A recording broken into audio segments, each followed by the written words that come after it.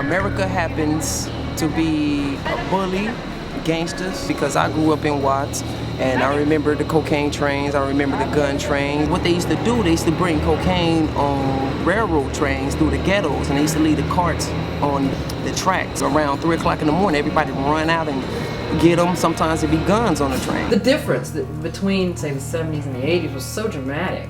These AK-47s showed up. I'm not saying they were put on a train and dumped here, but they got something very easy to get. The cops on the streets was wondering, you know, where the hell all these automatic machine guns coming from? Somewhere in America, somebody's giving somebody some guns for cheap, because them motherfuckers is cheap on the street. I grew up at Normandy and Santa Monica.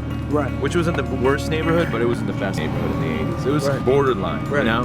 And I know at one point the knives turned into guns. I was like 10 years old myself. This is 1985. Because back then, my homies used to have fist fights in the parks and all of that shit, chains and bats and sticks. And it went from chains, bats, and sticks to guns. We never questioned how that came about. And all of this started occurring right around the early 80s, right as crack epidemic started. I would say I was fortunate to get out of public school in LA before 1980, because after 1980, there was an explosion of crack, cocaine. Talking to folks in Watts, California about the early 1980s, the same subject keeps popping up: the alleged gun and cocaine trains. Many claim that these guns and drugs were brought into the inner city neighborhoods with the purpose of profiting from the addiction and the violence.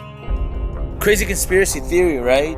So get this, the Kerry Committee revealed that government officials at the highest levels of office knew about the drugs for arms trade between LA and Nicaragua. These findings were further corroborated and elaborated upon by both the Iran-Contra affair and the investigations of Pulitzer Prize-winning journalist Gary Webb, who published an article about how the CIA was responsible for bringing crack cocaine into LA inner-city neighborhoods with the sole purpose of profiting from the addiction and using that money to fund the Nicaraguan rebels who were fighting the communist Sandinista government. The allegations went all the way up to President Ronald Reagan, who was accused of using the CIA to kill the communist threat on the nation's doorstep. As a result of the influx of guns and drugs, whether from corrupt U.S. officials or otherwise, gang culture grew, prison culture grew, neighborhoods and lives were torn apart, frustration climaxed with the LA riots after the Rodney King verdict came down. Neighborhoods were ripped apart. Since then, the prison population has skyrocketed. Rather than embrace these findings and use it to bring down corrupt officials, the mainstream media went out of its way to make Gary Webb look like a crazy person and a liar.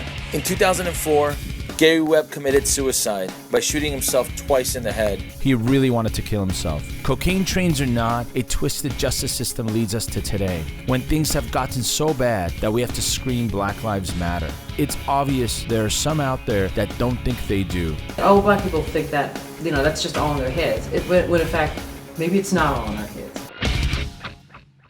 You have no reason to complain if you live in America, and if you have something that you want to do, just do it. And what I see is nothing but corruption. Like the best country ever, it totally freaking rocks.